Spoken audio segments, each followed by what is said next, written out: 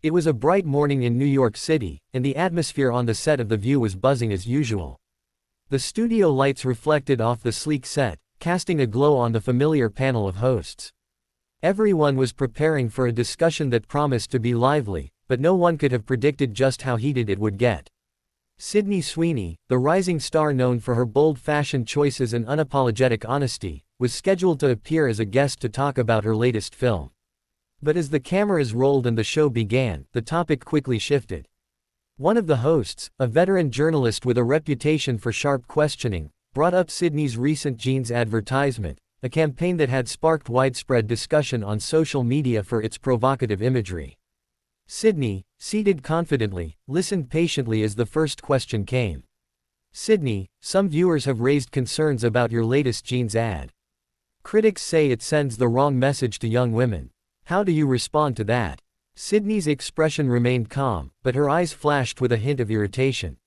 "Well, I think it's important to remember that fashion is about expression," she said evenly. "Jeans, or any clothing, shouldn't carry a moral judgment. My job is to embrace creativity and confidence, not dictate how people should behave." The host nodded, but then pressed harder. "But don't you think that as someone with millions of young fans, you have a responsibility to set an example?" Sydney leaned forward, her voice steady but firm. "I respect that perspective, but I also think it's condescending to assume young women can't distinguish between art, marketing, and personal choices. I'm not telling anyone how to live, I'm simply showcasing a product in a way that feels authentic to me." At this point, another host chimed in, clearly sensing the tension. "Sydney, some people feel that provocative ads exploit sexuality for profit. Do you believe that's fair?" Sydney paused, choosing her words carefully. "I think exploitation assumes harm or coercion. In this case, there is none. I am fully aware and fully consenting. I am not ashamed of my body or my choices. If people take offense, that's their decision, not mine." The studio went quiet for a moment. The hosts exchanged uneasy glances, realizing the conversation was quickly veering off script. One of them tried to redirect the discussion towards Sydney's upcoming projects, but she wasn't done yet. "I also think it's important to challenge outdated double standards," Sydney continued, her tone firm. "If a man posed in the same way, it wouldn't cause half as much controversy. So, yes, I am taking a stand, not just for myself, but for anyone who has ever been shamed for expressing confidence in their own skin." At that point, the host who first questioned her sighed, clearly frustrated. "Sydney, I understand your point, but the concern isn't just about double standards. It's about public responsibility." Sydney's voice rose slightly, though she kept it controlled. "And my point is that responsibility does not mean self-censorship. It means honesty, transparency, and respect for others' intelligence. I came here to talk about my work, not to justify personal expression to anyone who feels entitled to police it." The tension in the studio became palpable. Producers whispered nervously off camera, and the teleprompter operator paused, unsure if the segment could continue. One of the hosts, trying to regain control, leaned forward. "Sydney, I think we need to."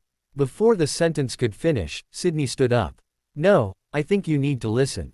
I respect your experience, but I will not apologize for being authentic." There was a beat of stunned silence. Then, in a move that shocked the entire audience, the host called over the floor manager. "Sydney, I'm afraid we have to end this interview early." Sydney's jaw tightened, but she gathered her composure.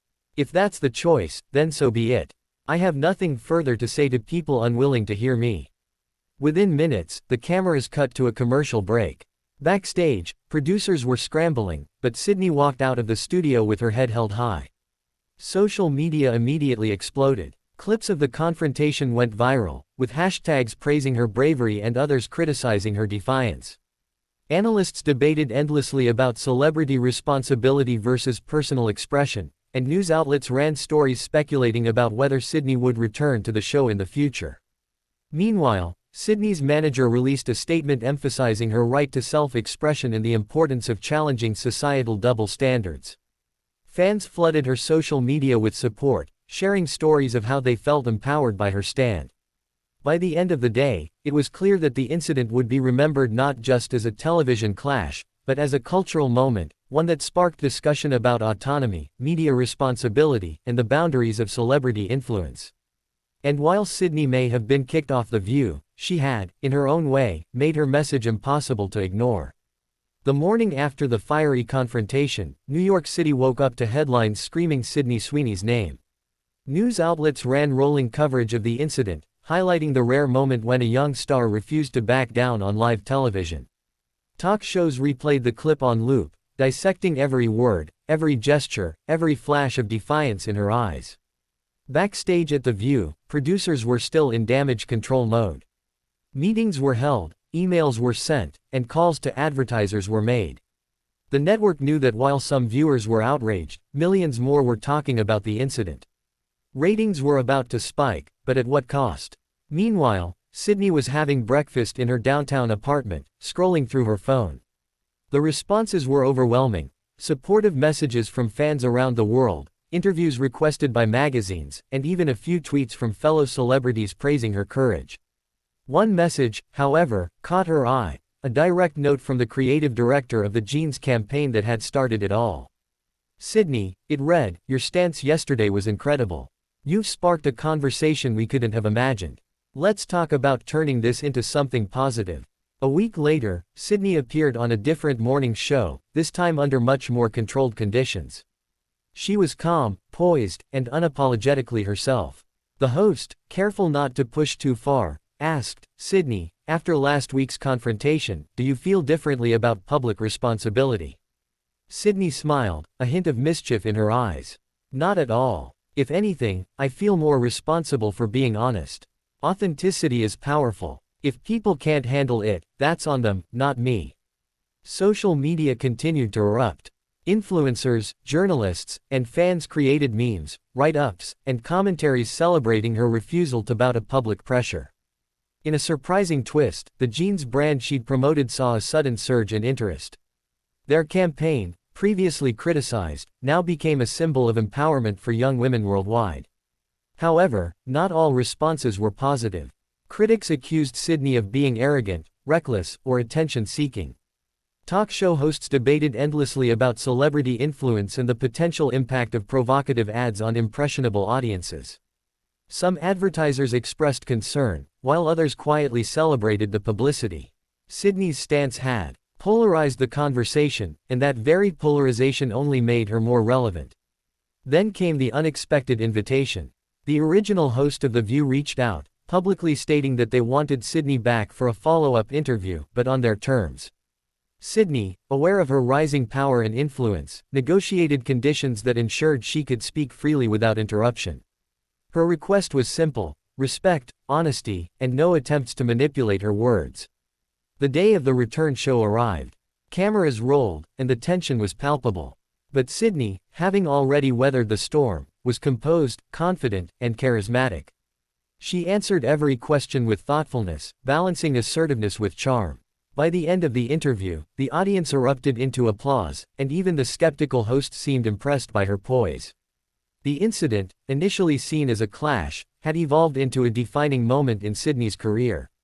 It wasn't just about jeans or a television appearance, it was about control, voice, and the courage to stand firm in the face of scrutiny. By choosing authenticity over appeasement, she had set a new standard for young celebrities navigating a complex media landscape. In the weeks that followed, Sydney continued to thrive. Interviews, photo shoots, and public appearances flowed, each showcasing her individuality and creativity. She became a symbol of empowerment, inspiring countless fans to embrace self-expression without fear.